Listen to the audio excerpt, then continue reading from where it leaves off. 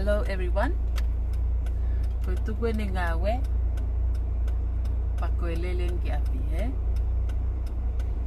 Oh fiema'u peke. I'm really busy Very busy paku. Mau lele mau falawa pe koi. Fakalata tu falawa ai. Tem peko ku ho mai go fiema'u ko ke fai ha ripati. Don't even think Hong Kong, you get away, Moha ofoi a e I o makatia, Dia ripati. Ke ilo I ho mea aku. Ke ilo I. Ke te hau.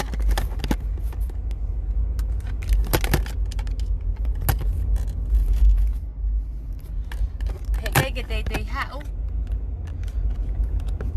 Ho'oloi, Ke te lava I ho'oloi Ani ako kumooni, okay?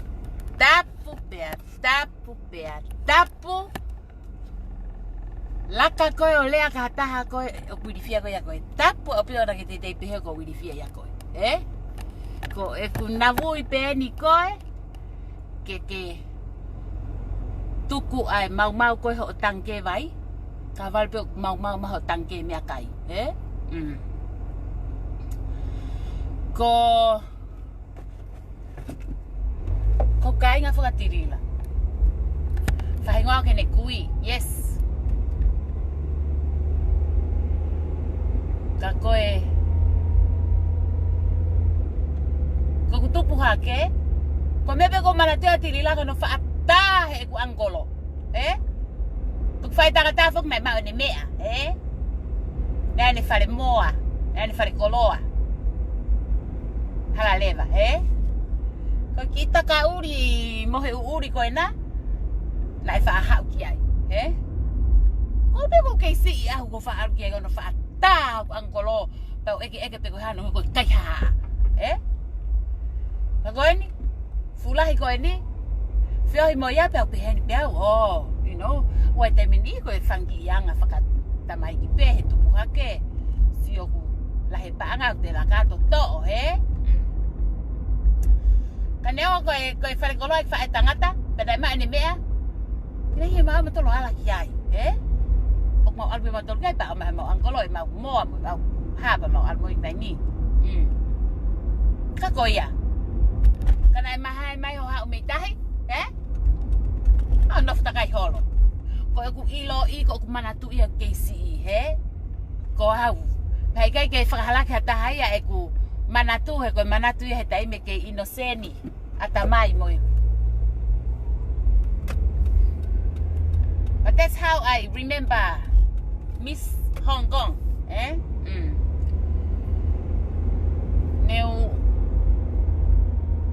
Neu mali pa maalot ki Amerika, Alot ki Amerika, San Francisco. O kua wanga Tilila he taimi ko ia, Neu whanongo pea anga ko hono whea mutaki koe moe ene tō o ngā pat nai ke fu meia ia kāu Osi pea I went through my divorce, so all my families are here in New Zealand, So my mom was here, kemou with mami, and I sent all my kids here. Kung tamasi ilahi at tavake, ay na Amerika. Na whaele I Hawaii, hena na alata mo hoa ki Hawaii, ki mua pa matoy foki Nusila. Os pa matoy alat ko na ki Frisco. So, ko vake ya ko sitsen Amerika ya. Ko hinga ya e ku hau. Ko tang e tamasi ko hau faile hane visa heni. Ko hinga hek over. Pa ko hinga na Hawaii. Hau pa ma ki ngaue, hau ke ape tunga ane. No fona api pe ma ngaue pa ma kifare ma hiki. Pe hange pe ko I foi pe no foi pe ngaue tokoni ki. Alo hinga ya ko ikai ke I heni ai avake. Ko hinga hep sitsen Amerika ya. Mo ilo ka pa ne ya ha ko pawa ki he impression ni. ko kato pe whanau wen he ko ke lava al cafe tu. Tai te mavahe pe whanau ko loto pe ke ngoue, ko loto pe ke ai mea ko to pe nau fiema'u, eh? That's how I am. Ko kata ko he talamai ko e. Na live ko na live ko whakamana mai masi. He mo pehenga pau ko hamooni ko follow ne tuku mai tuku ai whakamana e mo loi. Ka pau ku ke loi pe he paanga e mausio ko to haha kai ha mea. Eh? Se fine. Me pehe pe eia ko ke si ko ke ilo ene mak around hol he mau paanga. Eh? Ai mea ko to pe ko mea ko to pe o ko.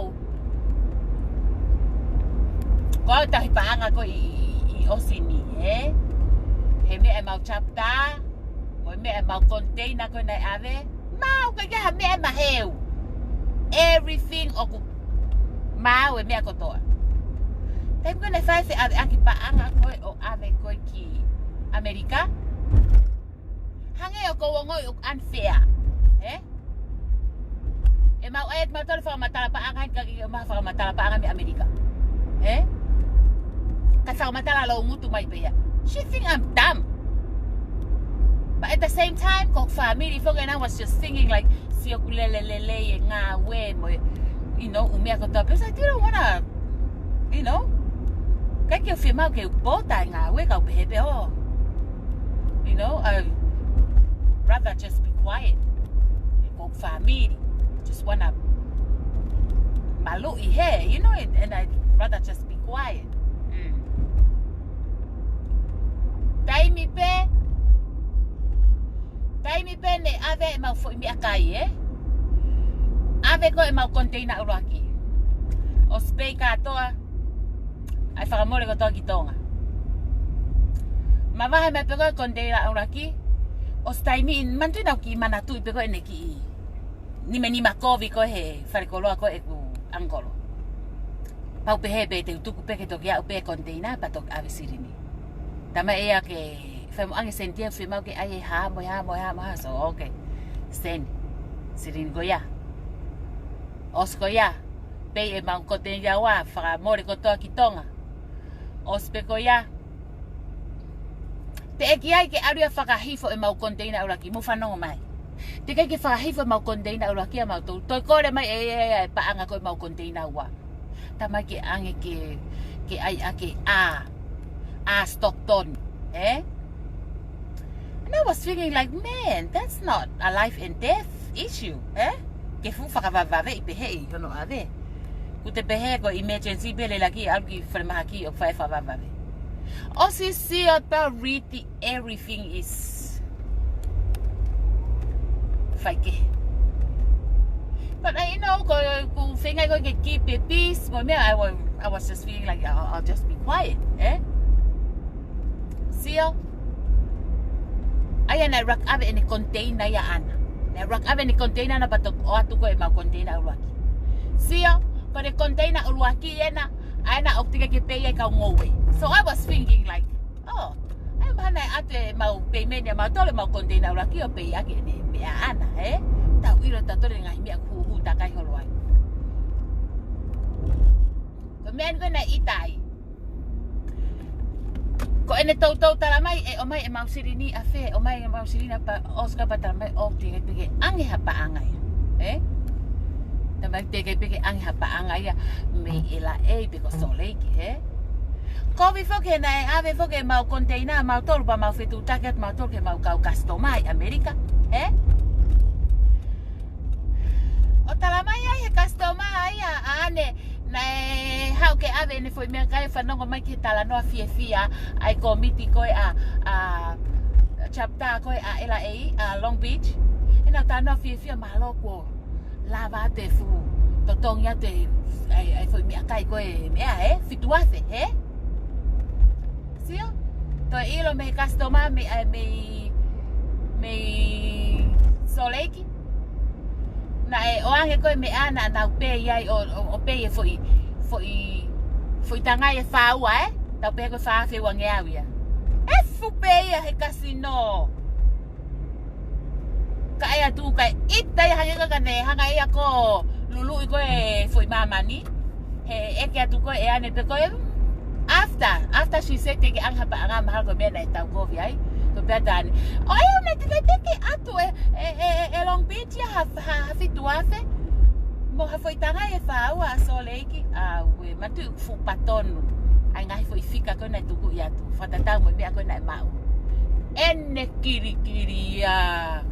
Tala mai ia kane. Tala mai koina ntate loiko ia. Koina ne tala te loiko ia. Ko ia ne kane. Ko e anga whakariria na koe whai. Masi. Te makiki ia ko pen. Masi anga whakariria. Kua hange ko lau kua patu e fufoi whaohe foi ulu pa hange ko fute. So, nana ila he taimi ko ia. O ko popo au. O kiane. Knowing o kuloi. O ne ilo ko ula kuloi. Kamata e pau pe ke step back pa fa longo te leau, I will remove me from one of the chat room ko la kaleva remove me from the rest of the chat room na ne create. Ko ne create pe ha chat room o ne ave hange pe ha ne ki hiku. Ko nga ai pe tanak pa anga. Ko nga fefine. So I was just thinking like, si okay, lelei ngaue'aki. Mo me fa fie neo pe o fa hela pe fa mole. Ka ko me fa fie tengo te va kai to ki Tonga ne lava tokoni. Ai mo no me fa fie. Ko ne foi mak around ko ni ko si ko ke ne maka mia ko pa anga ko ma container, O si ilo e ko tu ya ka ne ngai fa matala ko ya. Aleva remove me one of the chat room, but Aleva remove me from the rest of the chat room. Kone mahiki pe meia la ka live mai iau. Musio ke ne toonga ko fu manu kuri. Ko manu kuri hena lelei pe te eki lai ulu. Tai mea te ke tau poto tau tolu hono. Fuful ho tau ni fo me o si lele fefine he ha pureanga. Ko hono ko Fakamatala mai ko fa ko ne mami ko ki dia na ono kape he ne mami, you know? Okay ke ko ne mami ko ofa ke ne mami. Ko no fakatoa mfantunga ane tungan yes. Ko fumano pe ko ni heku ilo ipea ene anga ikuri. Hena lele tau pe ke more te ke hane lai ulu. Pak mo ilo ko we Frisco, time when we Frisco ai. Ek fanongo pe ko ke. Faka. Ke aki mo fakaikiiki aki fifili, Ene fai me ko kakaa, Ko me ena fanongo ko ai. Ka pe heni pe, a weni ko ke lele ko ni ko e mau ki me ko globalo. Fanongo ko ke fa alau me ko apano, Kai pe fi fanongo me ki ai ko nga foki ko kusio ko lelei pe mau ki. Masi ko ene foi manimo pe ko ni ko kusio ko ke makanimo ko paanga ko ki fris e mau container, os ko awia ka ku ke fai hala mai ka o ku ke fai hala e ke tu ata kis aset ka koi be he ke lava fake ka koi ke be it's okay. No, what's wrong is wrong. Ka ku ke fai hala te ai te ke ilo ke fai hala, even though I'm not perfect. Ka mo ilo iau o ko wanga lelei, ko wanga lelei awia o ko wanga lelei pe ke ta ko to. Ka ko wanga lelei fa fe unga ke wa tu hata hoku mata.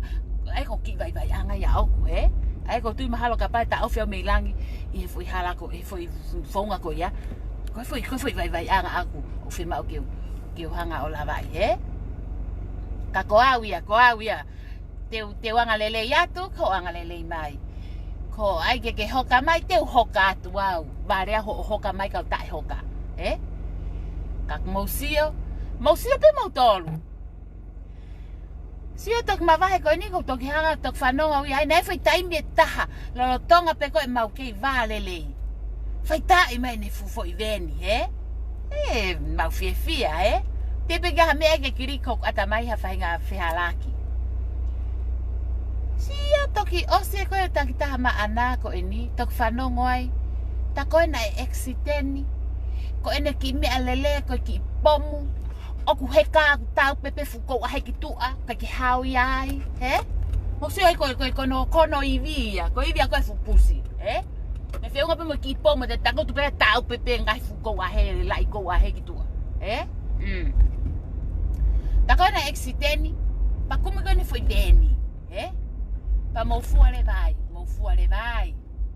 kapai ngau weekend pe hata ten afford ha mea ten afford ha veni he pato whanonga ki mui ko te ai ngone langa ana i hateo he si ole vai ko ene ki for income ko weekend ni ten afford he does it make sense?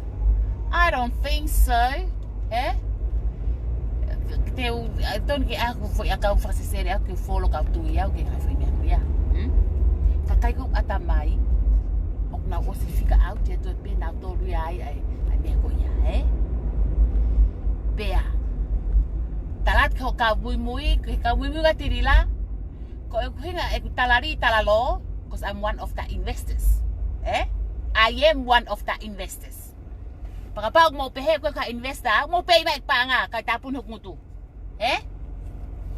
pehe ko fakamole atu i he container uraki container wa ko haya mo rak fai ho mo makeup mo tok pala ke ko tu ko uhinga ya ko mo muimui ku ya he fu hongo ia saga talat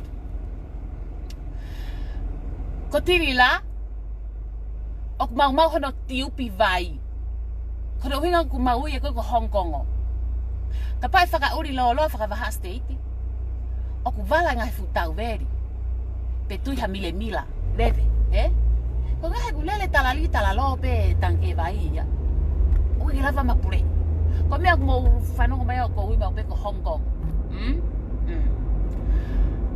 pe ma ule vai ta fofua masi fe fine wana pa na fo lelei tau sio ko pa na fo lelei pa foreka ta ko via ni kape ana ko aloe ki he fenga taria ki ko akauva mo lele tavale a tanke kai lai oni beia o ya we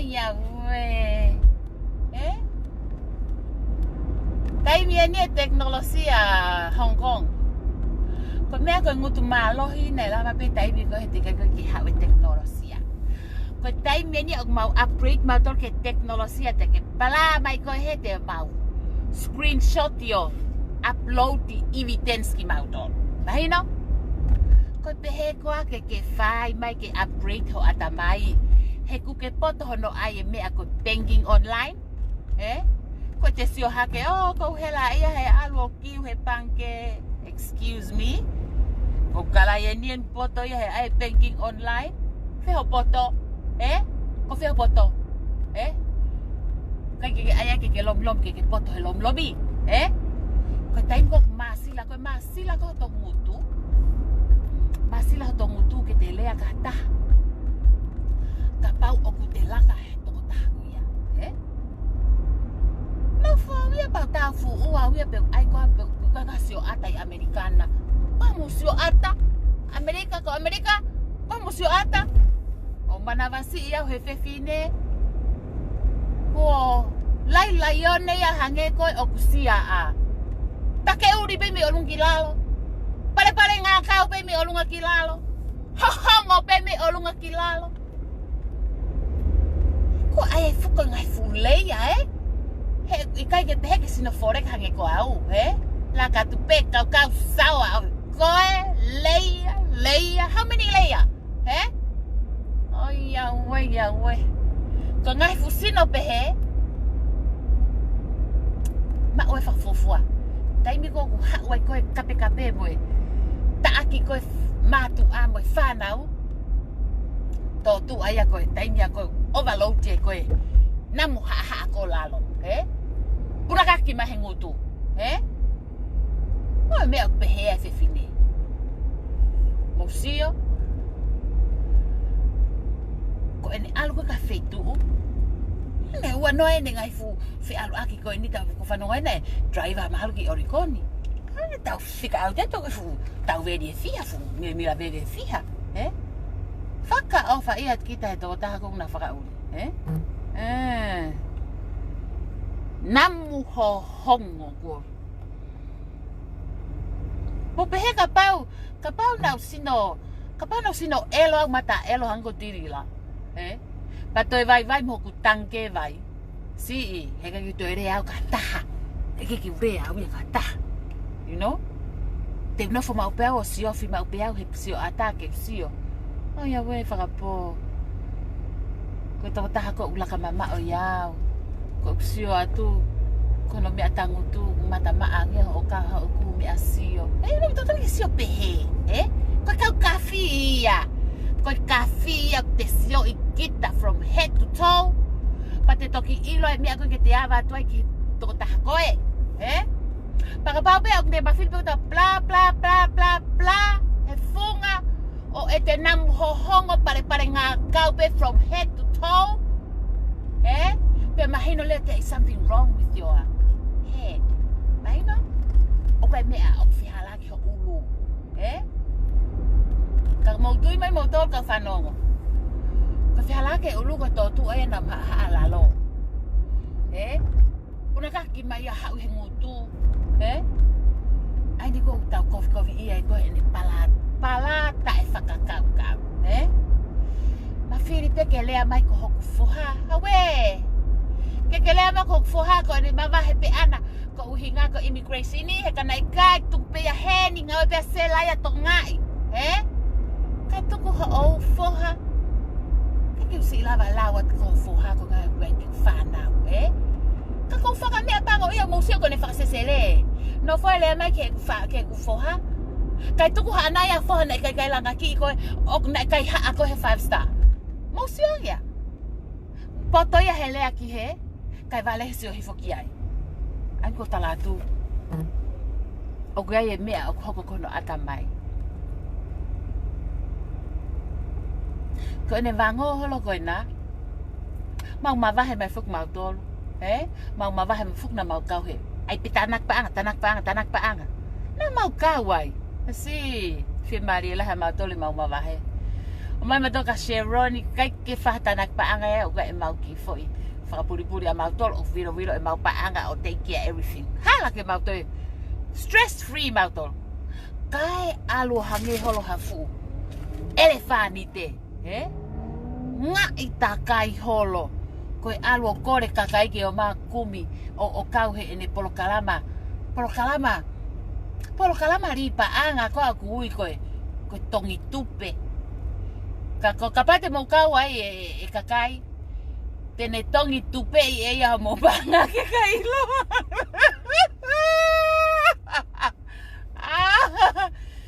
Okay, kamau kau ai. E toki ilo ileva te mautok whakamoni lewa hingoa koe o ene polokalama koe tongi tupei e paanga ke tisapia koia koe fifine kai paanga fakaoli uria mo fifine pe tae ofa kre te fitaulanga de mo ne fae ko I Tonga ko ne sitalano ai pe make ia tae ofa atirila tae ofa ke anga paanga pakoya pe ko ni Tonga pe na ana tae ofa kapau na ia ofa ia ke te fae te pehepe ne wa te ita o te lau pe ke taha ko ia kai ke te lava kita taake ne fae ko hinga he te fae ko te taake hake te hongo I pe mai kina ko te fae ko te tamai ko te whanau no man me ko I kai ko nga ko ha ko tu ne whihala ki ko futo tu ai o ko lele tau he kuri fa te eki ia halai ulu en mahu haki fo mea tu hei ai tu kai o ngengeri e mea ka ke tu whakarelei mea ko ia pau ke te alo mari o koe mea kui koe api o koe mea ui koe tu penu heri rai ai atu misteria ko atamai alo maupe ke lau ke hataha pa ke rakisio ka koe o pe okay this is me o ko sino lelei compare ka Sela o ko sino ha Sela okay ko foripa para pehere varila te pehe o ko fufo elo au Okay, for lelei a Sela. Okay. Okay, Sela. Ko he okay. Look, I lewa ho ki foi meia faka'ata I hoku background ni, he? We iyo ko mana tu hake na tau hene fa tangata ko fakaiha hene fare koloa. Okay. I'll shut my mouth. He? Okay. Ko kakai ko atamai. Pa pe ko kafi. Ok nau sia nau tol o raki lo inau tol pa nau toki lea. He? Pa asra pa pe. Okay. Hawe heke te ule au kasera hena mali lelei ia tana ia ene tupenu ana ko awe na lele pe au te e kia hakulai ulu. He? O totongi ki sio pehe, he? Te ke kia hulai ulu, pako eni neu arwa nofo holo he garage, hiki pa e noa ia takai holo, he ko hinga paku ilo au he kakai tangata kotoa pe, he ka bau e whahatala noa pa e he ia ni to ua, ko e he mai a hatafu he kunau ilo au, he? O totongi ke te hanga ai pehe, okay, e tapunu ngutu i to lea ka Sela, okay, he? Oku, kakai ko ukahana atamai ok nau sio pehe.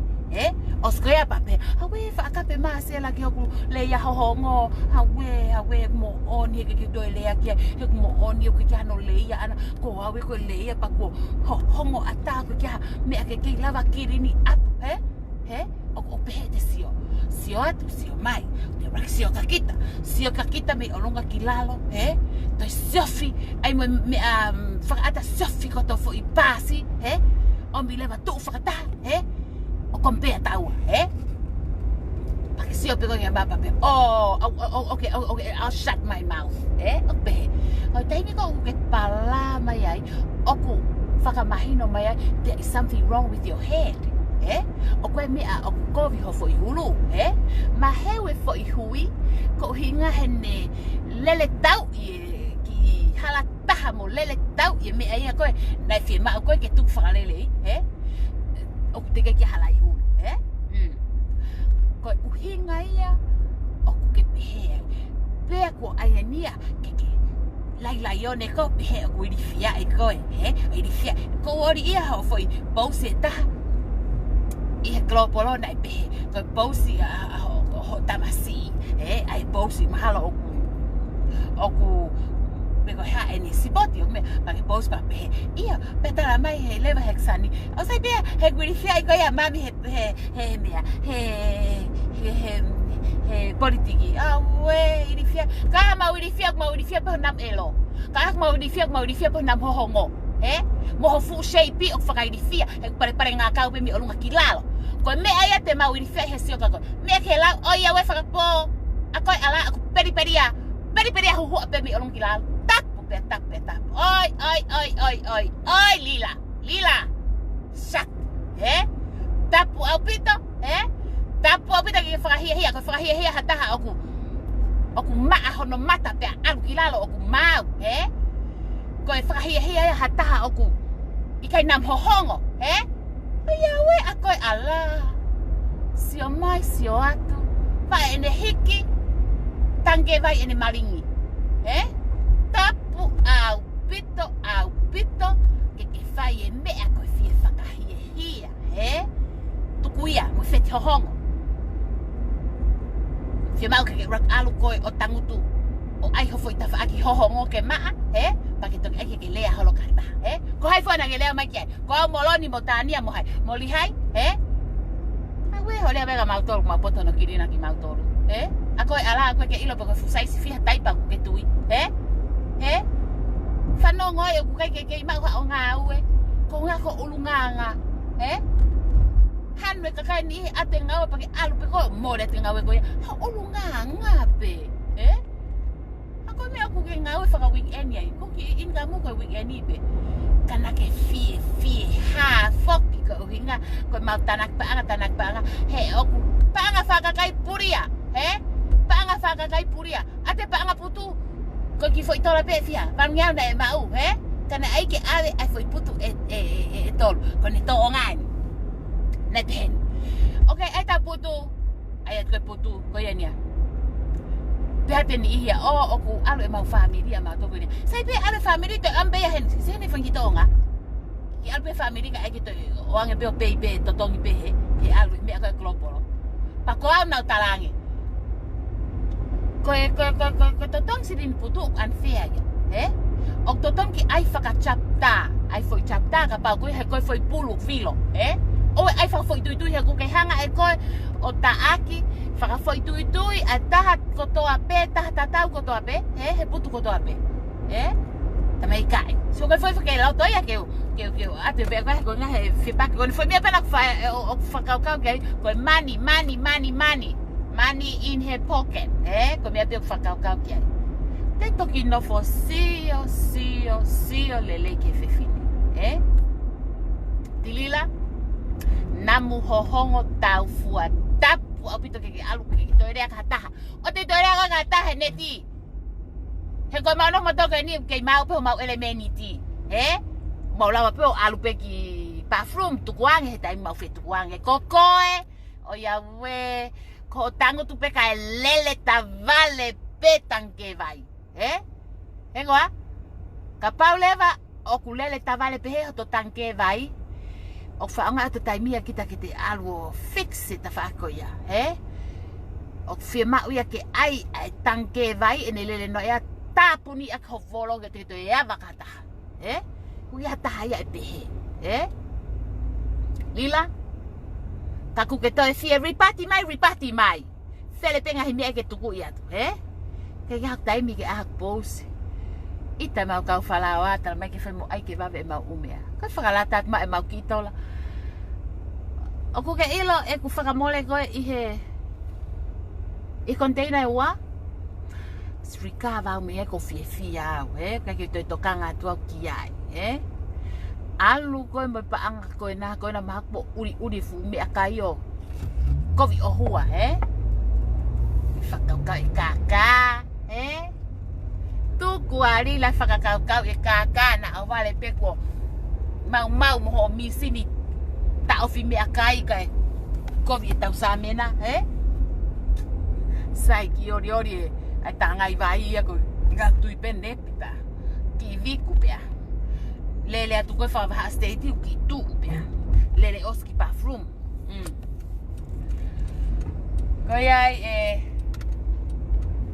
Miss Hong Kong ko hingo fa mata pule ko Miss Hong Kong ai pe mo ki hila mai ke ku kava foto ke sio ai ki he foi example ko ai me ko pahihi pahihi that's what you call pahihi tengo pare ngakawa alunga ka kai matai hungry haga downstairs ya ke algo sio ki ako paketoki lea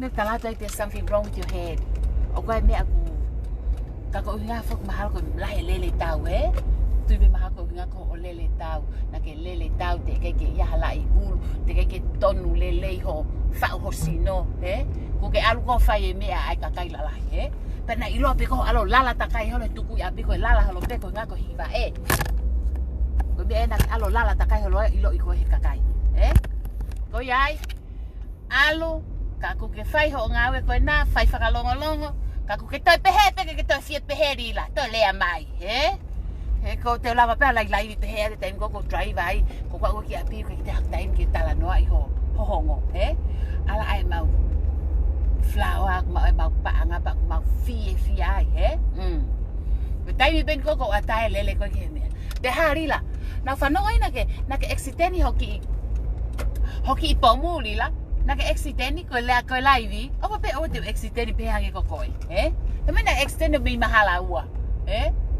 osta anga ki pomu ko ki pomu ya ku ke tangu tu hango fete any mai everything ya o kitua ta ko me ha foi veni fa malo me ka mau tolu mau pa anga klopolo ke mau ha me ake fa lolo ai mo ke tangu ki hawai loto ai me ko ya o fa ai ke lele ala ai ko tala ko pe he ko ku lai ho more fe ia mo ka fa le malo lo pon fa ka pe ka oye we ko ven ko wa mai okay Lila Miss Hong Kong ki ala ki ai flower ang bye everyone.